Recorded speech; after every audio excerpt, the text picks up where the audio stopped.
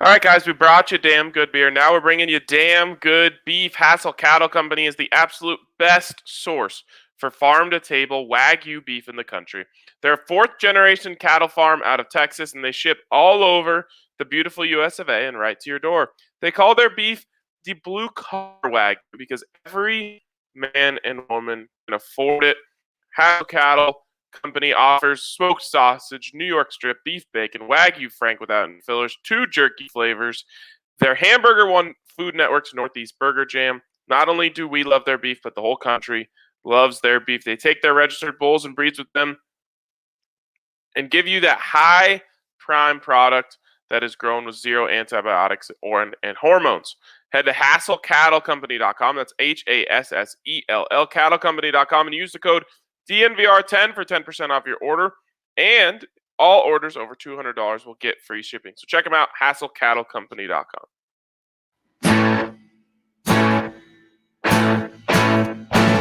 Number one for the one and only DNVR. 2 goes out to Zach Mace, Arcade at the bar. 3 for Mr. B in that old trophy case. Number 4 still waiting for, well, bring on the chase. Out on the field at Mile High, Broncos win is our desire. Coupled with Breck, Brew and a friend, bleed orange and blue to the bitter end. Come and join us, DNVR. We are DNVR. How about that, guys? I got a little email from our guy, Timothy, from Pleasure Horse yesterday. He said, hey, here's your birthday present. It's a fresh, remastered, remixed version of the DNVR Broncos podcast intro. Man, that slaps. That was amazing. I love it, Timothy. It's pretty great. And at the end of the show today, instead of our usual Lonely on the Weekend, we're going to go out with the new Pleasure Horse single, which, by the way, is not available anywhere yet. It drops on all streaming platforms on Friday, but DNVR Broncos podcast listeners are getting the exclusive first look at the new single from Pleasure Horse. I heard it last night, and it's great. So do we get the pleasure of having the world debut of Pleasure Horse's new song? Absolutely, yes. Wow. At the end of the podcast side of things today, you will be the first to hear the new song from Pleasure Horse. Oh man, I can't wait, guys. Let's speed this up. Got to get out of here. Right? Well, exactly. The people they don't want to hear us. They're just gonna hit that 15-second skip until they get to the end. That's gonna be a lot of skips. They've already sped up with the new version they gave us a little bit. It's peppy, kind of gets you going in the morning. The not that the old version isn't great, but it's almost like how you've got the 2 NFL on Fox themes. You've got the traditional one, and then you got the piano one that's kind of slowed down and a little bit more, a little bit more mellow. And, they use it for injuries. I think they should use it for happier times as well. But, 2 versions of the same thing. It works. A lot of people that don't like country have complained about our old intro, which, whatever. But this one I feel like you can't complain about this one. Absolutely not. It gets you going. You already know the lyrics too. That's what's great about it. You can sing along, you know what's coming, but just some spice to it. Yeah, exactly. All right. Of course, welcome into the DNVR Broncos podcast presented by MSU Denver Online. Rigorous and affordable education taught by professors who bring the real world into the classroom. Make sure you check them out. MSU Denver Online, msudenver.edu/online to see all they have to offer. 750 total classes over there. So whatever you're looking to do, they're the place to go. And MSU Denver students work twice as many hours as students attending any other Colorado institution. So check them out. And when you use the code DNVR Sports, you can get all of your application fees waived, which is quite nice there. One last thing before we jump into this, I want to let you guys know that if you're watching on Periscope, we highly recommend you switch over to the superior product that YouTube offers. Just find us at DNVR YouTube. You can hit us with a like there. You can hit us with a subscribe. You can sign up for alerts. But we prefer that you watch over there, and you'll prefer it too because it's a better product. My boys, what's going on? Happy birthday, Ryan. How was the big day? Do you feel 29?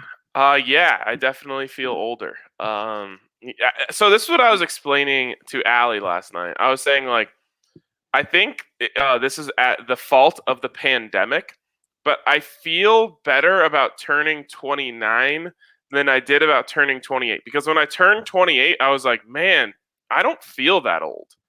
But when I turned 29, I was like, man, I feel way older than 29. So I'm feeling good about 29. That feels young to me. I think my body and like mind is telling me I'm like 35. Was this past year kind of a reset for you? It refreshed you? Well, it just aged me at like 5x speed. You know how you can listen to a podcast at like faster speed? That was my that was my aging. Yeah, that's great if you're going from 29 to 35. You're going from 44 like I am to another year to another age like that at the same rate. I don't even want to think about that. So consider yourself lucky that you're 29 and feeling 35. Yeah, I guess it's true. Anyways, there's been a little bit of Broncos news that broke this morning, and we got to get into it. Melvin Gordon has had his DUI case dropped after he pled guilty to reckless driving and some sort of bad speeding. I forget what the adjective they used in front of it. But reckless driving is what he is being charged with now. And I guess he has been hit with that a couple times before. So it's pretty big, I believe, an 8-point charge on his license. But in the end, it really doesn't matter because he shook off the DUI, which means he's in good position or better position to avoid suspension from the NFL, which of course means that it's going to be very difficult or impossible for the Broncos to get out of his contract in the way that might have been possible if he was convicted. Yeah, guys, he ends up paying a couple $100 in fees as opposed to facing a suspension, which not only would have cost him over $1 million with the 3-game suspension for a DUI, but it also would have voided his $4.5 million guaranteed this year. So, I mean, he paid a couple $100 in order to keep many million dollars. So a win for him. And guys, there's a chance the NFL could come after him for a suspension, but from what past cases have said about this type of stuff, the NFL comes after you, and it's very black and white. If you get a DUI, that 2-game suspension, now it's a 3-game suspension in the new CBA. If you don't, they don't really dig into the details. So I would fully expect him to not face any discipline from the league. And he must have known this was coming for a while, because remember, back during the regular season, we're thinking, all right, why isn't he taking the Kareem Jackson path? Take the suspension, take the charge right then and there, take the suspension for games when it doesn't matter, rather than go to trial potentially as things wound through the courts and face a suspension this year for games that matter. And like we talked about, it would have cost him maybe his entire job because of what it would have voided on the contract. So he obviously knew that this was coming down the pike, and he knew that it was going to come down for a while. So I mean, it's good for him, but may throw a wrench into some things. Yeah, and so that's the conversation. That's where we got to go next is, what does this mean for the Broncos running back plans? Now, we know that the Broncos have known for a while probably what was going to happen in this case. So it's not like they're scrambling today saying, oh, God, we thought we were going to be able to cut him scot-free or whatever. It's likely not the scenario. So they've known what this was going to look like for a while now. And it begs the question, what's going to be their plan? Because, I guess you could wait out to see if the NFL wants to come down with the suspension. But as you said, Zach, that's very unlikely. And so now you're tied to Melvin Gordon pretty solidly. You could run it back with what you did last year with Philip Lindsay and try to give that a try again. Or you could pass on tendering Philip Lindsay and, maybe look to the draft for the depth that you want at that position. Yeah, so here's the options broken down by numbers. Melvin Gordon pretty much has a $9 million cap hit this year, $6.5 million in dead money. And now that he's not going to be suspended, guys, those will stay in place. So you could save $2.5 million by moving on from him. But with the $6.5 million dead money, that doesn't make sense in my eyes. So I think that this move now shifts the attention from Melvin now on to Phil. Phil, if you give him a second round tender, he's going to cost you $3.5 million this year, just a 1-year deal. And that would mean another team would have to give up a second round pick in order to sign him. Guys, we all love Phil, the person and the football player. I don't think any team's going to do that. So to me, no reason to put a first round tender. It's going to cost you $4.5 million. So second round tender, $3.5 million. If you put an original round tender on him, guys, it means he can go and negotiate with any team in the NFL once free agency begins and sign with any team. Then the Broncos would have a few days to match that offer. If the Broncos did not match that offer, then he will sign with that other team and the Broncos will get nothing in return. This is something, guys, where I could absolutely, I think if they put the original round tender, which would cost the Broncos $2.5 million, if he sticks around, this will be Phil's last season with the Broncos is this past season. I think he will be gone at that. So that's what it costs you. If you want both Phil and Melvin this year, it's going to be about $12.5 million. And do you think that's too much for the position? Do you think it's a fair amount? I mean, you are getting 2 Pro Bowl caliber running backs there. I think you have to. With the way it's set up, guys, I think you have to spend that money now because we know what type of player Phil can be. Now, last year was his worst year in the NFL. The 2 years before that would show you that he can be a 1,000-yard Pro Bowl running back. And for $3.5 million, guys, you do that right now. You should. The question is, will they? And also, are the Broncos looking to kind of get small cap savings wherever they can find it and small cash savings as well? Because, this, as we're going to see over the next several weeks here, this offseason and the budgets that a lot of teams are going to operate under, it's not just about cap concerns, it's also about cash concerns as they're digging out from the loss of revenue, not only this year, but last year, but even this year as well. And so, I mean, if they feel like they can save, $1 million plus on the cap right now, and potentially more than that, I think they're going to potentially look into it, especially because, I mean, it's kind of a hard thing, but especially when, frankly, they didn't figure out how to use Phil right last year, and I'm not sure that Pat Shurmur wants to use Phil in the way to which he's best suited. That's right there is a really big problem for me. Why would any coach ever not want to use the players that they have in the way that is best suited for them? And I'm not saying you're wrong. I'm saying that's a big problem with coaching, especially in the NFL. I see it in the NFL more than any other places where they're trying to fit square pegs into round holes rather than just altering your offense to best suit your players. I mean, it's not like Philip Lindsay is a player that you're kind of trying to force into the lineup because he was a first round pick that hasn't quite worked out yet and you don't like him. No, he's a 2-time 1,000-yard back and a Pro Bowler who has been electric and, one of the best big play threats you have on your team for 3 years now. So, or I guess 2 years prior to last year. So I agree with you, Mace. It didn't ever feel like Pat Shurmur wanted to use Philip Lindsay in the way that Philip Lindsay is best suited.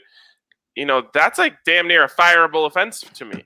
You have great players. Figure out ways to use them. Stop trying to fit square pegs into round holes. Get them out in space. I mean, did you see them run a sweep with Philip Lindsay? Did you see them run a screen with Philip Lindsay? If they did, it was few and far between. So it's frustrating.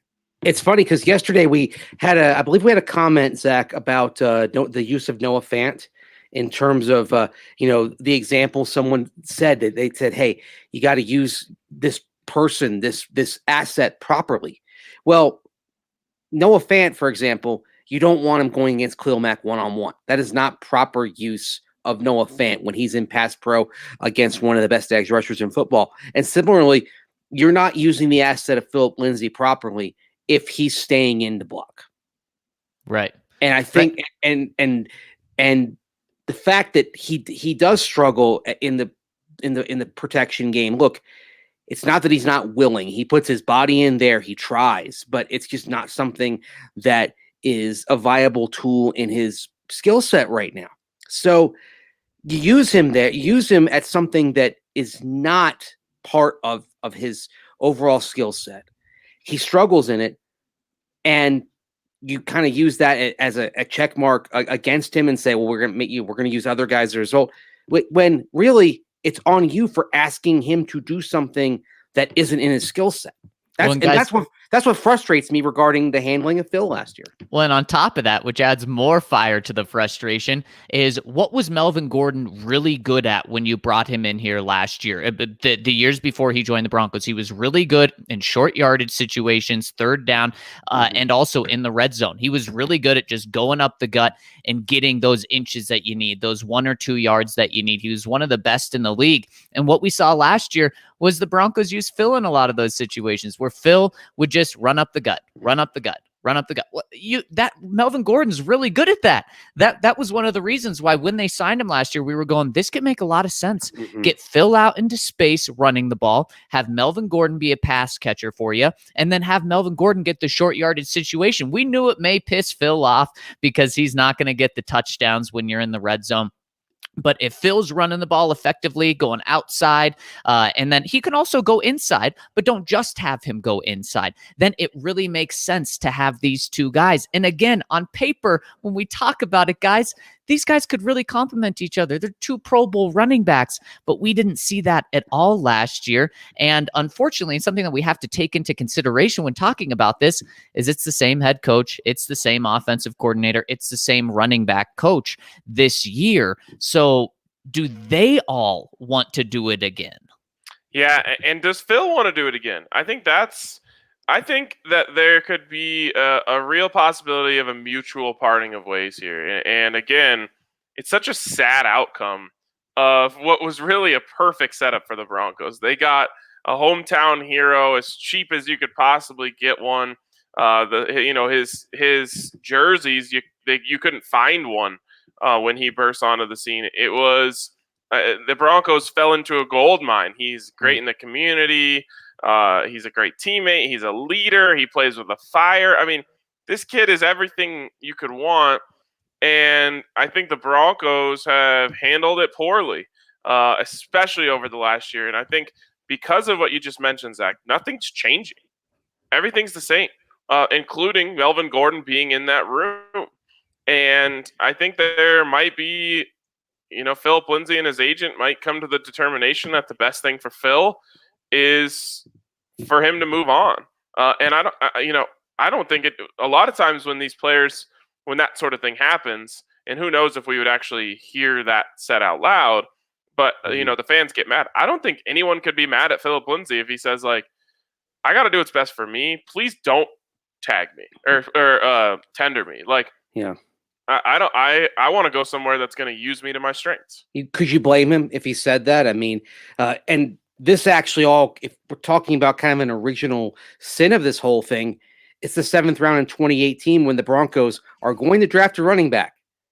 And they feel like the guy they got to have that they cannot let get exposed to the wide open, undrafted pool. The guy they feel like they can let go out there and potentially not come to them is Philip Lindsay, and they drafted Dave Williams. And that's why it's been great what Phil has done, but I kind of take a little bit off of giving credit to the Broncos for Philip Lindsay, because there they are at the end of the 7th round. Dude, if they really want him, they should have taken him right then and there. But They're like, we'd rather have Dave Williams. And, where is Dave Williams and what has he done since then? I mean, he's an accountant. Yeah. Ernst & Young. Very successful. There's probably a few listeners out there who heard a comparison I made. It was just in running style. Dave Williams was a very upright runner, and upright runners sometimes remind me of Eric Dickerson. And so for a while he was Dave E.D. Williams, which then we had to change because I'm like, hey, you're naming him E.D.? Maybe you can get a sponsorship deal out of that. Maybe exactly. But if they were in a position where they had to have him, like if they really felt that way, they would have picked him right then and there. Instead, they rolled the dice, and hey, it worked out for them, but it wouldn't have worked out for them if Phil wasn't Mr. Denver area, Mr. Colorado, CU, Denver South. That's the only reason why it paid off. And his mom, right? And his mom said, "Hey, I think it's the best thing for you to stay home." And he's a family man, and those words meant a lot to him. And in the end, I think the Broncos experience worked out pretty darn well for Phil. Because he came into a place that didn't have a starting running back and stole the starting job and ran for 1,000 yards as a rookie, undrafted. So, I don't think hindsight being 2020, he would ever regret coming to the Broncos. And heck, I bet you in his heart, he wants to stay in Denver. He wants to, he has a young family that he wants to keep in Denver. But at the same time, like, he can't be used the way he was used last year. That's bad for his future. So I won't blame him either way. I hope the Broncos say, hey, we're going to give you the second round tender, and we're going to use you in much better ways. Because going back to the beginning of the conversation, I think $12 million for two very good running backs is a good price. The problem is last year you paid $12 million. And you really only got one good running back. And by that, I mean, like, Phil started off pretty decent. Then he got hurt. And then as he got hurt, it was mostly Melvin from there on out. So if you use them correctly, I think that's a good deal for the team. I think it's probably the best thing for Drew Locker, whoever the starting quarterback is. But it's just not it's just not going to work unless you do it the right way.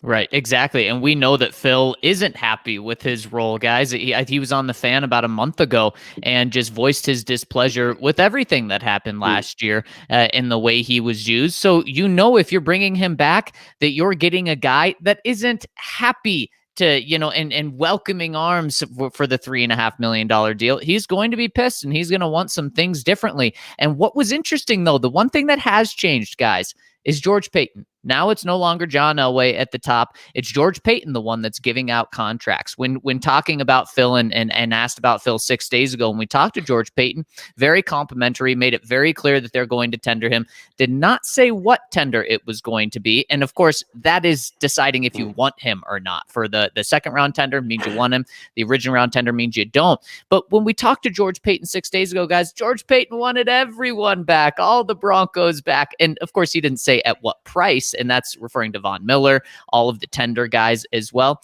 But the last person that he was asked about was Melvin Gordon. And he probably gave the most lukewarm response of them all. He said, yeah, we want Melvin back. But everyone else, it seemed like he was raving about. And maybe it was because it was the last question to George, and he knew that was the last question and just wanted to get out of there. But I found that very interesting that he wants everyone back, but he had the most lukewarm answer on Melvin. Yeah, it is really interesting. I think it's probably because, well, if I were to guess, I would say it's because he doesn't think a running back should be getting paid that much, which is a pretty common, sentiment among GMs and people like that.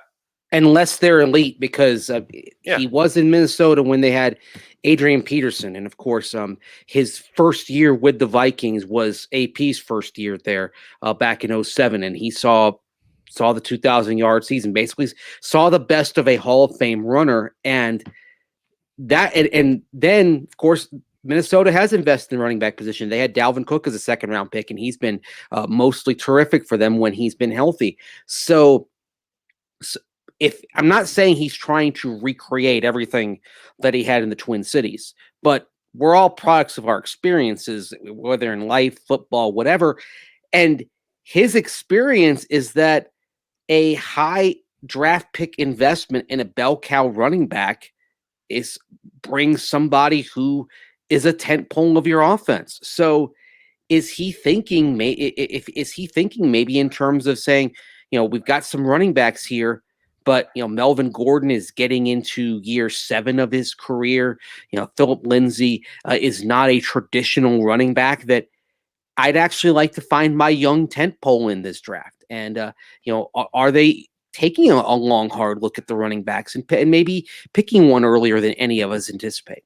And regardless of what you do with Phil and his tender, you're on a 1-year path with Melvin Gordon and Philip Lindsay. They could both be on your roster this year, or just one of them. And then, guys, you're out. I mean, Phil's tender would only be for this year. Melvin only has 1 year left on his deal. So you could be looking at going from 2,000-yard running backs to Pro Bowl running backs to nothing in a year. And then you're really forced to use big capital next year, whether it's in free agency or whether it's in the draft with a very high pick, or if you don't want to feel forced to do that, Mace, you do what you're saying. You probably you let Phil walk, handshake agreement with him. You bring Melvin back, obviously, this year, and you use a day 2 pick on the guy, not to necessarily be a huge compliment to Melvin this year, but to get your bell cow for the future. Yeah, and you get to round 2. Maybe you're out of the Najee Harris and Travis Etienne conversation, but you're squarely in the conversation of guys like Javonte Williams and Chuba Hubbard, and those are guys who could project as bell cow backs that you could find there on the second day. And maybe the result of this is that you hang on to Melvin Gordon for now, but if you find that running back, all of a sudden Melvin Gordon becomes a guy who could be a tradable asset as you get into the offseason. Real quick, let's say the Broncos did give the original round tender on Philip Lindsay because they wanted to see what the market was, and maybe they said, hey, we're interested in having Phil, we don't think his market is as good as he thinks his market is, so we're going to let him test it and then figure it out from there. What do you guys think Phil would get on the open market? Boy, I go back to the contract CJ got from the Dolphins. Wasn't it 4 years, $18 million? Sounds about right to me. Yeah, it was definitely in that 16 to 20 range. And I think coming off a down year, I think he could get more, but coming off a down year, maybe something there. Maybe it's a 3-year deal just because the NFL is so concerned about size, but maybe 3 years, $4.5 million a year. Okay. And if you're the Broncos, would you be willing to match that? I don't think the Broncos would. No. Okay. So so you're basically saying the Broncos, because to me that's a pretty fair price for both sides. Mm-hmm. And my question is, why wouldn't the Broncos want to just sign Philip Lindsay to that deal right now? You give, maybe it's 4. You're going to get 3.5 on the tender, so we're going to give you 3 years, $4 million a year. Yeah, I mean, I think that's a good deal. Get Phil here, and that would make a lot of sense, because then, guys, you're not having to focus on the draft for a running back because you have Phil. You could add a running back in the 3rd round, or you could add a running back in the 2nd round next year to complement Phil if you wanted, but you don't absolutely have to. And man, if I'm the Broncos getting Phil for $4 million, guys, just a year ago, we were talking about how before the Broncos signed Melvin Gordon, how Phil could be, an $8 million running back, $9 million running back. There were some people saying $10 million running back, and they weren't crazy for saying that, guys. Back-to-back 1,000-yard rushing seasons. It's the first time any undrafted running back has ever done that. But who's making the call on the Broncos end for this deal? Is it Vic Fangio? Because Vic has seen him do a 1,000-yard season, and he also saw him last year. Is it Pat Shurmur? Because Pat Shurmur, all he knows is the 500-yard running back in Phil. Or is it George Paton? And we don't know what George thinks of him, really. Well, ultimately, it should be George Paton. Now, the question is, whose advice is he listening to? I mean, if, for example, let's say what Vic says is different than what Pat Shurmur says. Is he going to listen to the head coach because he's the head coach? Or is he going to listen to the guy who's more intimately involved with the offense, and also the guy with whom George Paton has a little more history because he's worked with Pat Shurmur before in Minnesota? And that's what's kind of lingering over this. And, these to briefly go back to what I expect him to get on the open market. Gio Bernard. Would you say Philip Lindsay is a better running back than Gio Bernard? Yes. Okay. Gio Bernard gets has gotten $5 million a year, a little bit more than that now for the last 2 contracts, 3-year deal, and then a 2-year extension that he's had. And so I think Phil would get $5 million a year from somebody if he has the original round tender.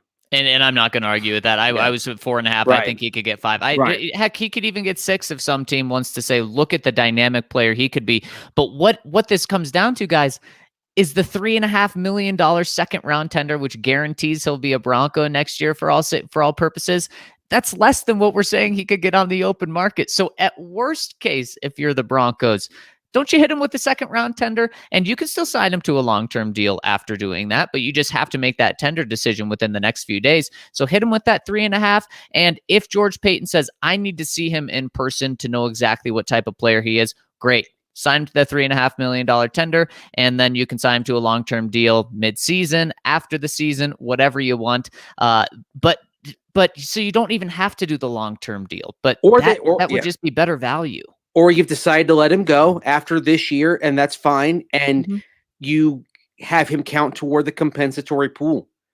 It's the same thing. We've kind of said it with Tim Patrick as well. Like, okay, hey, you got a glut of receivers right now, but there is value in having Tim Patrick around. And then if he plays out this year and he's gone because of all these young receivers, well, then he leaves and you get a 5th round pick back. That is something that I hope George Paton is thinking about, especially because, as he noted a couple of months ago, he likes to have as many draft picks as possible.